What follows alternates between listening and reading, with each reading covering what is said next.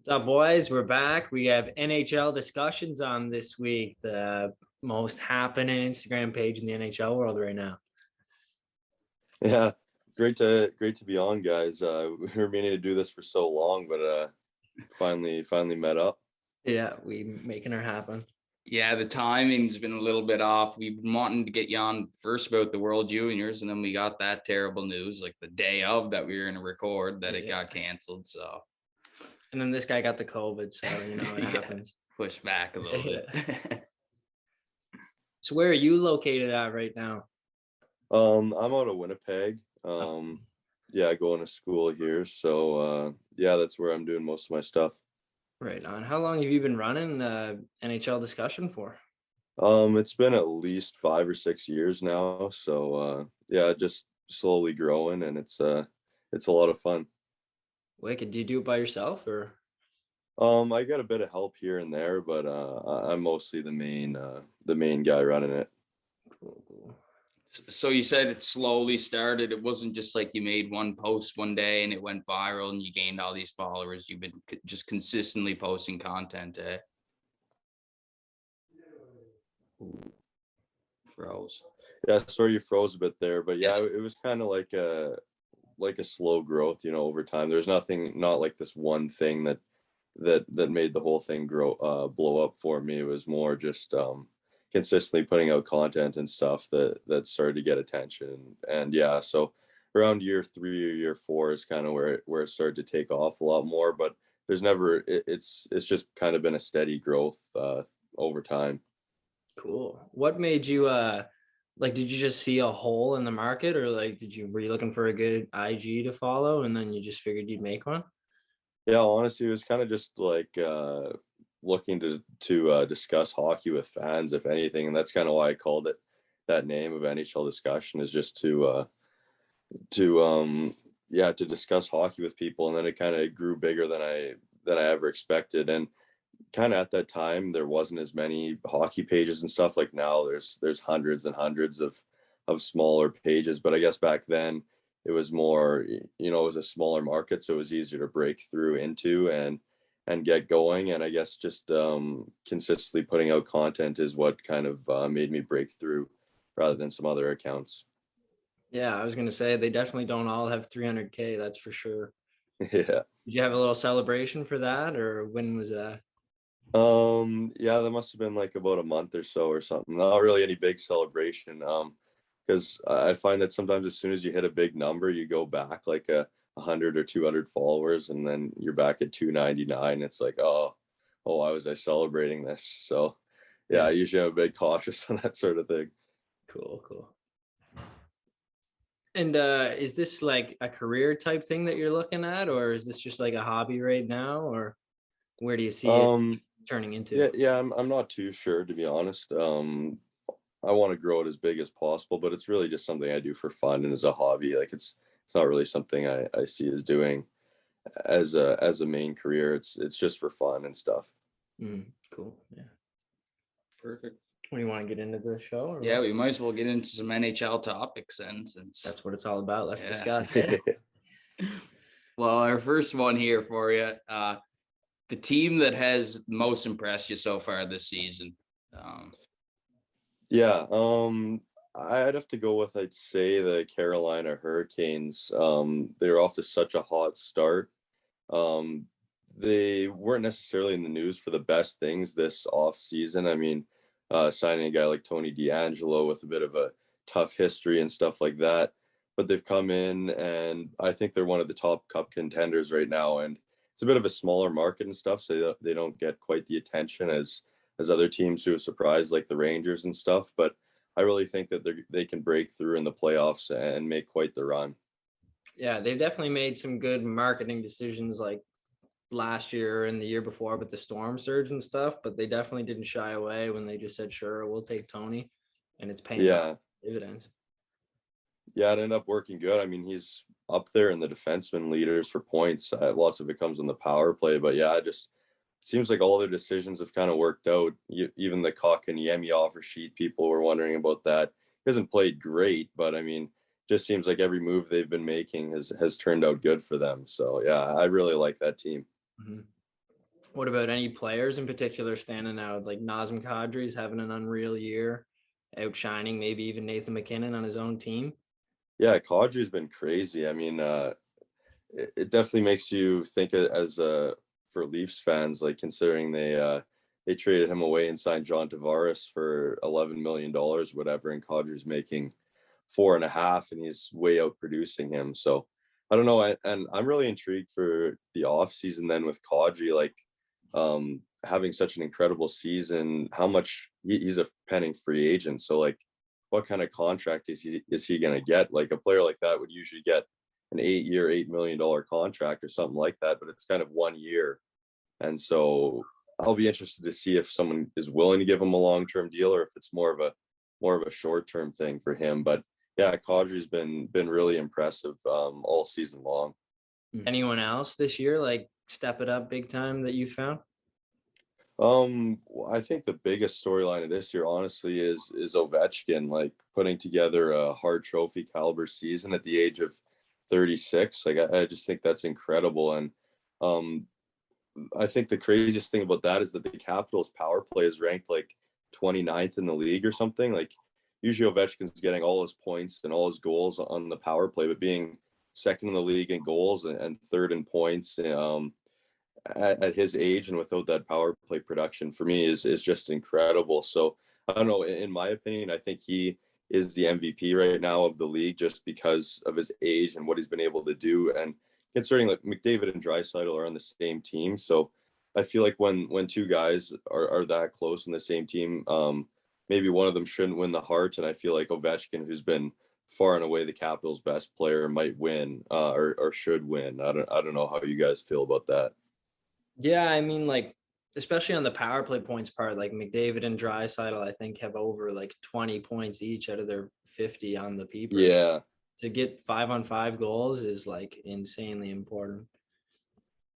Especially how old he is and his numbers coming in. Like, yeah, he's just LeBroning it out there. Yeah. Ageless one. And that makes you think, like, is he going to catch up with Gretzky because he's not slowing down at all? Yeah, I really think he will. Like, I think it's down to 140 now. So, say he puts together another 20 this year, he's down to 120, and so that's like 340 goal seasons only. And I mean, he's not slowing down at all. It doesn't look like. So, I think it's just a matter of time for that. I mean, Gretzky himself said it's going to happen, so I wouldn't be too surprised whatsoever. Yeah, if it came straight from his mouth, then you'd have to believe the great one. Yeah, no kidding. Mm-hmm. Well, we talked about some players there. Is there any goalies that came to mind that are playing really well this season that some Vezina candidates? Yeah, I mean, I'd say probably Toronto with Jack Campbell. Letting go Freddie Anderson, the guy who's been their starting goaltender for like 5-6 years. People were questioning it, and that Jack Campbell's never been a starting goalie for an entire season, but he's just come in and he's probably the Vezina favorite right now. Him and maybe Shesterkin right now. Freddie Anderson's been very good with Carolina as well, but Campbell coming in his first full season as a starter, even with Mrazek, their backup, being injured for much of the season already. He's just been spectacular for the Leafs, and I think if he can continue that, then maybe that's the missing piece that can make the Leafs get out of the first round, because that's obviously been a struggle, and I think goaltending's been part of that in the past. So I think if Jack Campbell can continue his Vezina Trophy caliber season into the playoffs, then I think it's really going to make a big difference for the Leafs. For sure. Yeah. Yeah, 100%. If you would have said Jack Campbell was on the top of the Vezina list at the start of the year, I wouldn't be expecting that. So it's really good for the Leafs to be having that goaltending. Mm-hmm. Yeah, for sure. Do you have much of a hockey background yourself? I've played a bit here and there, but mostly I'm just a fan, to be honest. Mm-hmm. Yeah. Cool. Yeah. I'm just curious. What do you think of Jacob Chychrun? Could you see him landing anywheres, or what do you think this? Yeah, that's interesting, because I think he's probably the Coyotes' most valuable asset. Like they don't have a lot of young players who are already in the NHL. And I don't know, like he's only 23 years old. He's arguably a top 10, top 15 defenseman in the league. So it's kind of like, I don't know why they'd be trading him. Like if you're getting right now, the ask is a first round pick, a top prospect, and a young player. I feel like you're just kind of hoping that one of those guys turns into a player as good as Jacob Chychrun. So from a Coyote standpoint, it doesn't make sense. But I guess it just seems like the Coyotes continue to go in this cycle of getting these young players. Some of them turn out, some of them don't. The ones who do, they end up trading them away for more younger assets and draft picks. So I don't see it making sense from a Coyote standpoint. But in terms of if teams are going to be interested and willing to pay that price that I listed, I think it's going to happen. Yeah. Mm-hmm. Yeah, I mean, like when you finally find a stud, you should probably want to hold on to him. I mean, even if you're getting like a hefty price tag, if there's risk with it at all, when you know you have like a guaranteed top D man for your franchise, when you really should start thinking about making some moves and getting some good players that are young, you already have it. So, but yeah, it doesn't make sense too much for them, in my opinion, but I'm sure they'll find what they're asking for. Yeah, exactly. Like he's 23 right now. So I feel like if the Coyotes are aiming to be good in 3-4 years, he's still only going to be 27, 28. So I think that's kind of the prime time or the prime years of his career. So I feel like keeping him around is probably their best bet, and having that one blue liner to kind of build the rebound or the rebuild around. But I don't know. They don't seem to really have a direction, the Coyotes, whatsoever. And all the moves seem to be kind of a little bit backwards instead of trying to build towards becoming a contender again. And at the same time, they're missing so many holes. So like you've plugged one, but you still need like scoring and a goaltender. Yeah, exactly. Like I feel like that's kind of their one guy that they've got solidified. Like I think Chychrun is a number one defenseman. So I don't know, like if you're filling in a rebuild, you want your number one center, you want a couple of top defensemen, you need a good goaltender. And so if you already have one piece of that puzzle, I don't understand why you'd want to be moving him away, especially when he's only 23 years old. Mm-hmm. Could you see him making a push for the Norris? He hasn't had a great year this year. Like I think he was top 10 in Norris voting last year, but he's down there in points and analytics this year. Honestly, I think it has a lot more to do with just how bad the Coyotes have been this year, more than anything else. And so he's not going to be in the Norris conversation this year, but whether it's with the Coyotes or another team, I think he could definitely be top 5, top 3 in the next couple of years for sure. What do you think about the other defenseman out of the Western Conference in the news lately, John Klingberg? What do you think is going to end up with him out of Dallas? Yeah, so they said that he has requested a trade. Now he is an unrestricted free agent. He's kind of like an all offense defenseman. Definitely has some defensive flaws ever since he came into the league. So for me, I feel like he's a guy who isn't going to age well, especially if you sign him to like he's asking for 8 years at about $7.5 million per season. So for me, I think that's too much money, too much term for a guy like that. And I think if the Stars were to sign him to that, that's going to be a mistake. So I think, and the Stars aren't really a true contender this year. So if they can get a first round pick, maybe a prospect as well at the deadline for him, I think that's a really good move for them to make. And I think bringing him into to a contending team, I think he's really a guy who could make a big difference. And so I kind of see him getting dealt at the deadline, probably hitting free agency and getting that big contract I was talking about, but probably not living up to it in the long term. Yeah, that sounds like a pretty good analysis. You've done your homework, hey? We're kind of grilling you, and you've done well every question. I think. You watch a lot of hockey, hey? Yeah, definitely multiple games a day just to keep up with everything. So yeah, when something happens, you got to be in the know, right? Yeah, exactly. So Klingberg, he's probably might be the biggest guy moved at the deadline if Chychrun's not. Like, definitely could play in someone's first power play. I haven't really gone into who could be the biggest targets for him though, but definitely anyone with a hole on their blue line or need someone on their first power play, he'd fit right in. So yeah, I think he's probably going to be on the move, and it's going to be a big trade. Yeah, especially a right shot D man. There's teams that are going to be looking for it. Yeah, exactly. I got a question about Seattle versus Golden Knights. What do you think went wrong with them that they just haven't had the hot start that Vegas did? I feel like yeah, that's tough because going into this season, into their first seasons, it almost seemed like there was more hype around Seattle. Like the Vegas team, everyone's like, oh, this team's going to be terrible. They're going to be 32nd, or I guess 31st back then in the league. And with Seattle, people kind of had optimism. They're like, okay, maybe they can squeeze into a playoff spot. Maybe they'll be a bit out, but they won't be awful. And it's kind of completely flip-flopped. And I guess Vegas set such a high expectation, like just considering the teams were able to protect their best 10 players or something like that. It's just hard to get a really good team. And I think they didn't make some mistakes. I think they were a little bit too conservative in the expansion draft. I mean, like, look at guys like Tarasenko or Matt Duchene, who've had really, really good seasons this year.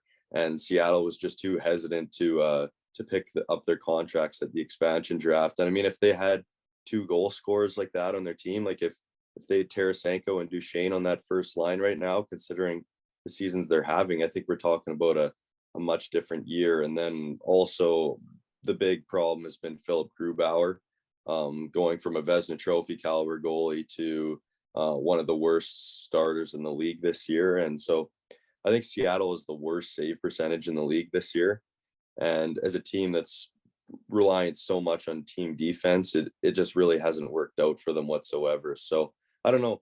I don't know what the way forward is for this team, because they kind of signed a bunch of guys in the off season to like 3-4 year deals, like veterans in their 30s. So I'm just kind of curious, like, do they sell some of these assets off? Are they going to try and win next year? Are they going to try and build up some prospects?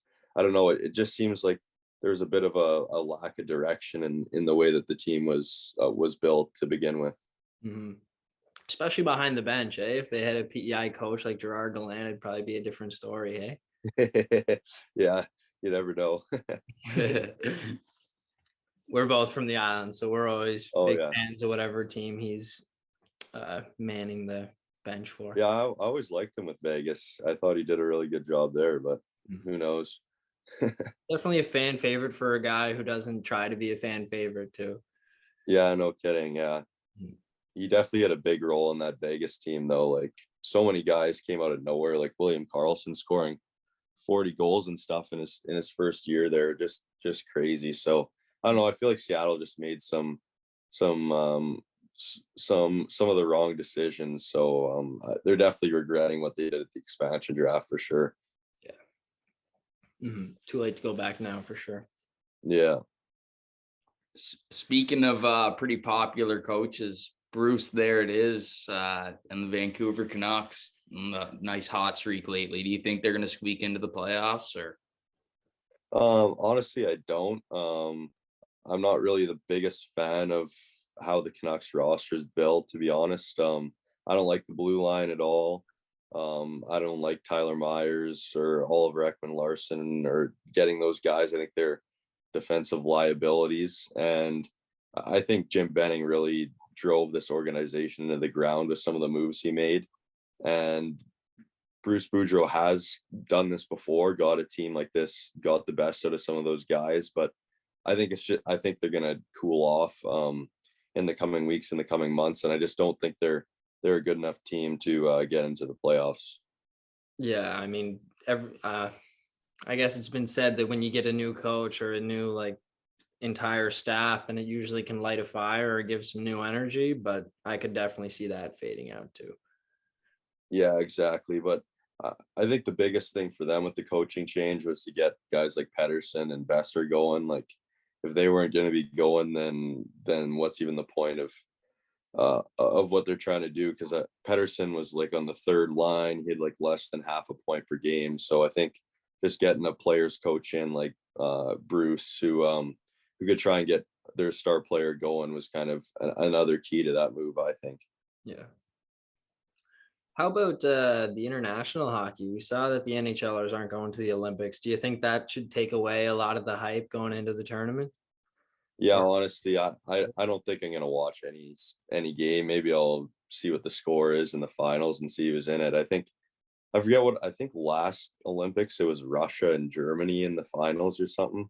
yeah, In the gold medal game when the players didn't go. So I don't know. That was a little bit exciting just because strange countries in the finals, but like it just brings all the excitement out of it just without the NHL players going. So definitely disappointing about that.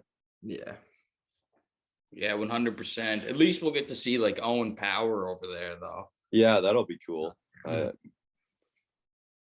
heard maybe Mason McTavish too, who was on Team Canada. So I don't know. That'll be kind of cool if Yeah. those guys make it.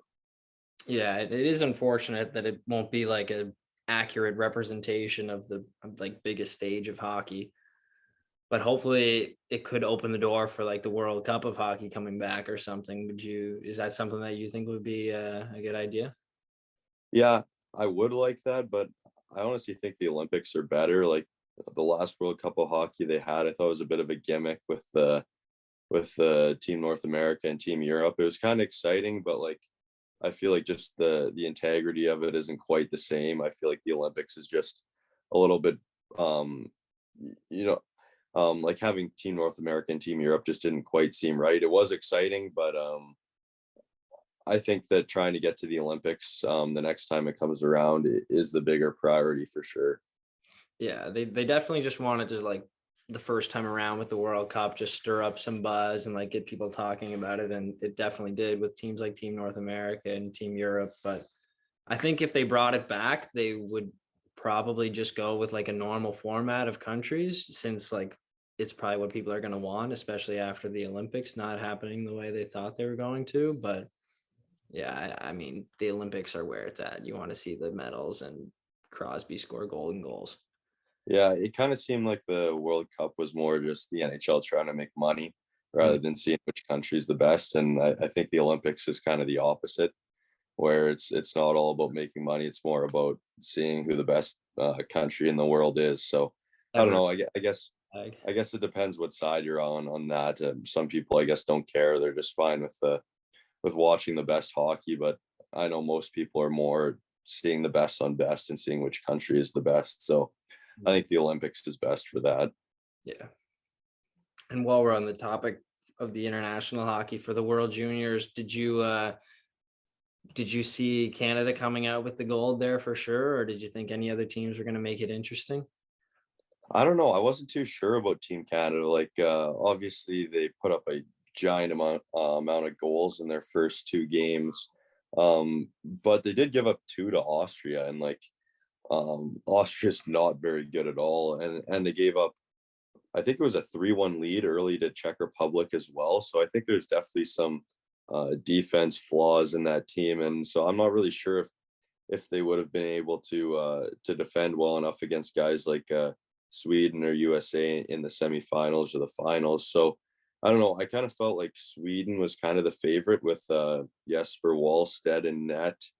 Not really the Russians. I didn't think they had the best team this year. So I think at the end of the day, it would have come down to Canada versus Sweden or US in the finals. And it was so hard to tell out of the two games because Canada has had such lopsided matchups, but it kind of seemed like their defense wasn't quite in sync yet. So I don't know about that.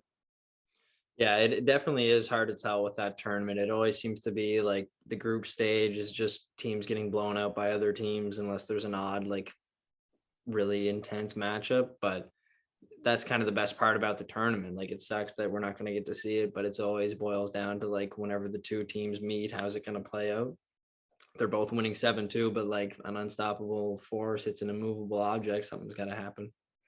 Yeah, exactly. Just like last year, I mean, Canada, everyone kind of thought Canada was the heavy favorite in the gold medal game just because of how good of a tournament they had. But then US just came out like an absolute storm and killed them in the gold medal game with Zegras and Caulfield, who are now stars in the NHL. So I don't know. It's such an exciting tournament just because there can be upsets in any single game. you never know who's going to win or which lead's going to be blown. So it definitely, it's really hard to tell until you get to the final games about who the favorites are going to be. Yeah. RIP World Jays. Yeah, while we're on the World Juniors topic and the prospect topic, kind of, is there any upcoming prospects in the draft, like these coming drafts, that you're interested in, other than Wright and Bedard? Really, they're the top two. But the kid. Yeah, Shane Wright was pretty quiet in his 2 games for Canada. I didn't notice him too much. Like, obviously, and then Bedard scored. He had, was it a 4-goal game? I guess he had in against Austria, but honestly, I didn't think he was that incredible, even though he scored 4 goals. I mean, he was on the first power play, and it was against Austria. So I wouldn't say that, oh my, like he's the next McDavid because he scored 4 goals against Austria. Like, I just don't think there should be that much hype just because of a 4-goal effort there. But I really think that Matvei Michkov from Russia, I don't know if you guys saw him from Team Russia. He was also at the World Juniors. I think he's just as good as Connor Bedard, and I think he's really gonna push Bedard for the #1 pick next year. And so I think that's going to be a really intriguing storyline, and they should face off again at next year's tournament. And so it'll kind of be that showdown of 2 generational players hunting for the #1 pick. You know, you could almost say, I'm not going to say that they're as good as them, but like Connor Bedard's the Sidney Crosby, and and Michkov's the Ovechkin, kind of that rivalry again. I think those 2 guys are that good. So I really like Michkov at the tournament. So we'll have to see how the next 16 months go leading up into their draft year. Yeah, we were watching that first Russia game, and we saw Matvei rip 2 on Canada. We were like, holy shit. And yeah, quiet, like he wasn't doing much of anything that particular game. So like we thought the sales had completely shifted, like wow. And then Bedard came back and he said, no, I'm still pretty good too. But that'll definitely be interesting to see play out. The NHL has a big Spider-Man reboot going on of Crosby Ovechkin for sure. Yeah, I really think those 2 guys are going to be amazing. And the interesting thing is Michkov's under contract in Russia till 2026. So it's like, is that going to factor in? But honestly, I think if a team thinks he's that much better than Bedard, then they're probably going to pick him anyways. But it's just so silly that those Russian guys get trapped into those contracts. So he's going to have to spend like 2 or 3 more years in Russia after he's drafted, while Bedard can go straight to the NHL. So that's a little bit of a weird thing that's added into. Definitely going to be a lot of like KHL highlights just circulating around of like 22-year-old Matvei just ripping it up. Yeah, no kidding. Yeah. Do you want to give him the rapid fire? Oh yeah, sure. We do a little segment where I get 10 questions and we just rapid fire through them. Just the first answer that like pops into your head. All right. We'll start off here. Favorite NHL team? Toronto. I fucking knew it. From the way you were talking about the goalie. Sorry, keep going. Most exciting drafted prospect? I'm gonna say Mason McTavish. I didn't really like him in his draft year, but I think he was so good at the World Juniors. I just love him. Does Ovi beat Gretzky's record? We already touched on this, I guess. Yeah, for sure. I'd say within 3 years, he's got it. Nice. Who's winning the 2022 Hart Trophy? I think Ovechkin. Honestly, I don't know if he's gonna slow down. He never seems to get injured, but I feel like it's gonna be Ovi. Just I can't see him slowing down this year. Best incoming draft prospect? Yeah, I guess it's gonna be Shane Wright. I feel like this draft was supposed to be really, really good, and it's kind of fallen off a bit. But I guess Shane Wright's still the #1 for this coming draft. Most underrated NHL team? Oh, I almost feel like it could be Vegas this year, just because they kind of been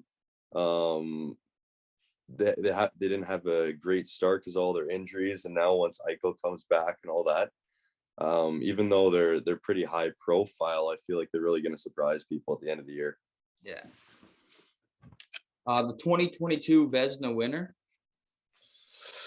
Oh, I just don't see Jack Campbell holding on to it. I'm almost going to say Igor Shesterkin from the Rangers. Who was the NHL's all-time GOAT? Oh, Wayne Gretzky. Yeah. Good man.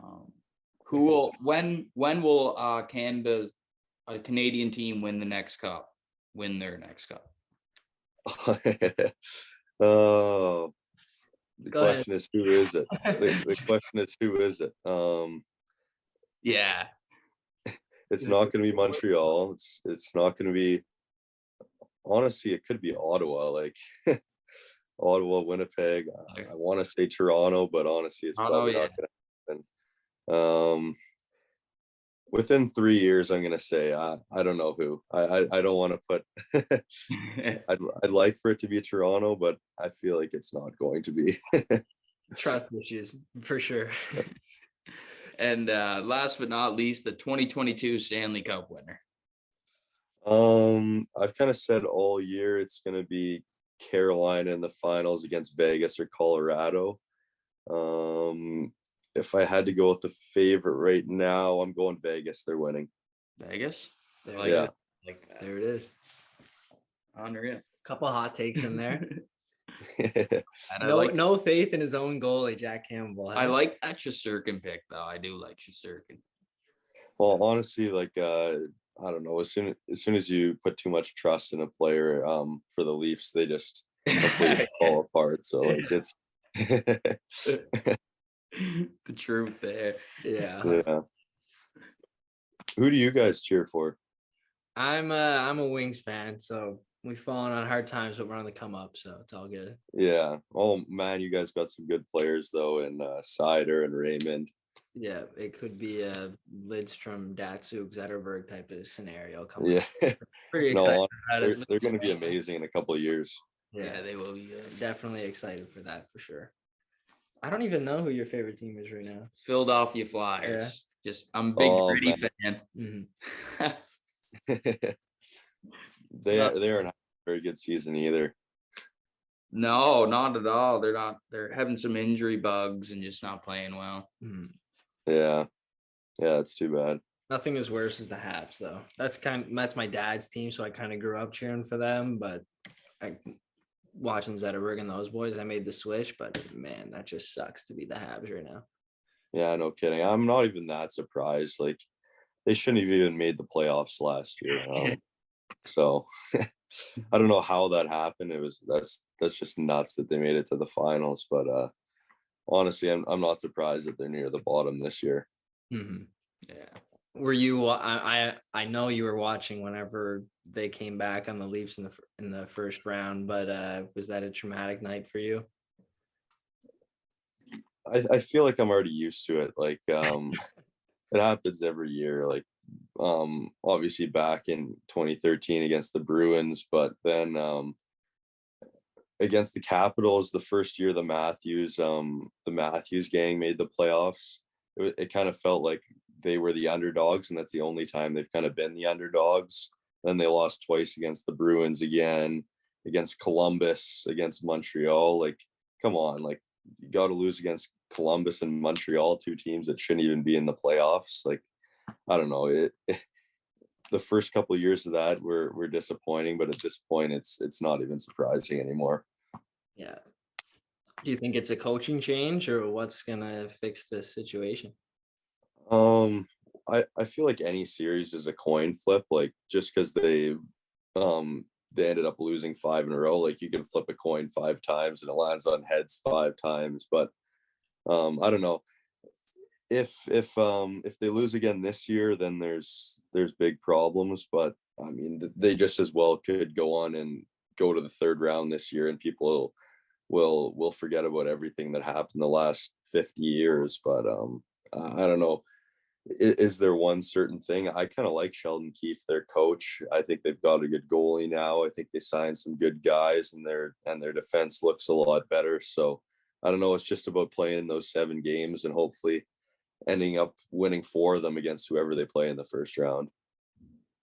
I wish you the best of luck. I mean, not really.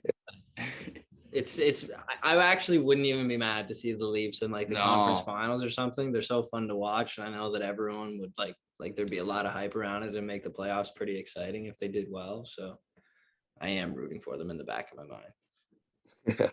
Yeah, they're an exciting team and everything, and yeah, obviously it's not the easiest team to cheer for considering how many collapses they've had, but I don't know.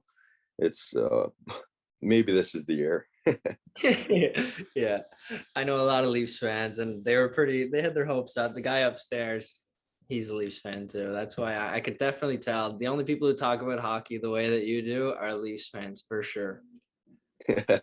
Well, yeah, I guess it's the biggest market probably in the NHL. So it's kind of the easiest team to follow, but the hardest team to be a fan of. Yeah, definitely. How about we've definitely listed off a couple awards and your thoughts on them. Do you have any takes on Rookie of the Year? Yeah, looking at the stats and everything, I mean, Lucas Raymond's been so good. I feel like he might be the favorite. Let me just pull up the rookie leaders here. I haven't looked at them in probably a month or so now, but Raymond's been really good. Moritz Seider's been really good. Do you guys have a certain favorite, or what are you guys thinking? I mean, I'm in the same boat as you. I think both of those guys are gonna be studs, if not already like showing it. But I think Lucas Raymond, I'd love to see him win it for sure. Yeah, I guess you could throw Zegras in there too. He's still considered a rookie. He's gonna be my favorite player, I think, very soon. It kind of sucks that now these guys are like the same age as me, but like I just can't help but love what he does with the puck. Watching the World Juniors, I was like, shit, like everyone out here is younger than me now. But yeah, what am I doing with my life? And yeah, I saw something. It was like watching the Devils game, and I'm at a party with my Jack Hughes jersey on, and he just DM'd my girlfriend. Like, what are you supposed to do, man? Yeah. So I'd say probably Lucas Raymond. I've always really liked him. I was a little bit surprised when the Red Wings actually picked him. I think a lot of people were. I think I had him 3rd or 4th in that draft, but like he's just turned into such a great player, and him and Seider are going to be such a great 2 players for the Red Wings in the future. Do you got any pick for it? No, not really. I like Zegras, but I like those Detroit picks too. I like Seider. He's really good. Yeah, I haven't watched much as Raymond, but everyone just loves him. So, and they had a guy at the World Juniors, that big D man on Sweden. Oh my god. Oh yeah, Edmondson. Yeah. Oh man, just watching him on a breakaway going 5Gs, like, yeah, I can't wait. Yeah, he's supposed to be really good too. I've always liked him. Yeah. Just announced today the Bruins picking up Tuukka Rask. Do you think that's going to have any effect in the Bruins or make them any better? Yeah, it's kind of been a weird year for the Bruins. Like, I don't know what's really gone wrong with them. I know they've been really far behind in games played all year, so it kind of looks like they're further down the standings than they are. And I was looking at the goalie stats of Allmark and Swayman. They've actually both had really good years statistically. So I guess they're going to have to send Swayman down to the minors, but he's kind of their goalie of the future. So I don't know. I think it's going to be a bit of an awkward situation there with Tuukka Rask just coming in and being given the starting gig. I feel like it might get a little awkward in Boston, depending on how that goes. Yeah, definitely. Yeah. And I mean, they could see it as an opportunity of like, they have 2 goalies who have been bumping up their like trade value all year. And if they could dump one off, but then if you're putting too many eggs in Rask, whenever he's proven to be pretty unreliable as of late, you never know. And is this his last year too? Like, I don't know if you're going to be wanting to trade away one of your other two goalies if Rask is gone next year anyways, and you have to try and find another goalie in the off season. So I don't know. I think they're going to give him every opportunity to try and lead this core to another cup, but I'm not quite sure how it's going to end up at the end of the day. Yeah. Mm-hmm. Do you got anything else? Well, we'll hit you with one more question before we let you go, I guess. What team do you think is going to make the most moves at this year's deadline? Interesting, huh? Well, I guess Arizona is going to be a team who's going to try and sell off everybody. Like, I feel like they could make some really big moves. Chychrun, I think Phil Kessel is going to be traded. I'm really interested to see who goes for Kessel. Like, he's not having a very good year at all, but he's proven to be a good player. So I'm not really sure how much they get back for him. So Arizona could be a big mover. It just seems like with the salary cap being so tight for every team, it's hard to make big moves at the deadline. So it's more just for rentals and stuff rather than really big trades. But I guess we'll have to see in the next couple of weeks with all these postponements and everything, the standings have been kind of weird. So it's been hard to tell exactly who's buyers and sellers yet. Going into the season, I would have said Anaheim, but they're having such a good year that they're going to want to keep all those guys. And same with Nashville. Like, I thought Philip Forsberg was going to be traded at the deadline, but it seems like they're a contender now too. So I don't know. I guess we'll have to check back in a month or so and see kind of who's the biggest buyers and sellers. Right on. Yeah. Cool. What? Is there anything else? Anything that you've heard the scoop on that we haven't mentioned? Yeah, there hasn't been a lot of trade talk yet, really. Like, I feel like it's going to come in the next month or so, and just because of all the postponements and stuff, I think teams aren't really wanting to make trades yet. But also the Evander Kane thing, it seems like he's going to sign a contract with a team within the next couple of days. I've heard a lot about the Edmonton Oilers as being a potential fit for him. So it'll be interesting to see what ends up happening with him if it ends up going well. I mean, there's no doubt that he's still a really good player on the ice. So if whoever ends up signing him can try and fix all the other stuff, I think that could end up being a pretty big addition for someone. Mm-hmm. Yeah, definitely. Actually, while we're on the topic, I wanted to ask, we said the GOAT of the NHL earlier, and like, I totally agree. It's obviously, or well, whatever you think, but I think it's Gretzky for sure. But could you see McDavid's legacy surpassing him at some point? Yeah, that's a tough one. I feel like not yet. I don't see it happening yet. The Oilers haven't had a lot of success in the playoffs. I mean, Gretzky won so many cups, so many scoring titles, so many MVPs and all that. And I feel like McDavid just hasn't quite been that good. Now, him and Draisaitl were off to such great starts. I think they're on pace for 180 points or something at the start of the season, but they've kind of cooled off a bit recently. So I don't see him surpassing Gretzky whatsoever. And I think the other thing too is that there's not as much scoring in today's NHL. So just when you look at the all-time point leaders, it's almost impossible for McDavid to catch him just because of there's less scoring in the league. So yeah, I don't see him surpassing Gretzky. Mm-hmm. Yeah, I mean, especially the combination of like team success along with individual, like the point to be a problem for McDavid. And he has taken in the team like the Oilers that were in the shits for so long, but it's another thing to just make a team that sucked kind of good and then to make them like a Stanley Cup winning team. So if he could put them on his back, have unreal like playoff campaigns and stuff, then he would definitely make the case closer. But his legacy, I feel like, could just never add up to what Gretzky's have. But I think he's definitely like the best hockey player who's ever played, just not the greatest.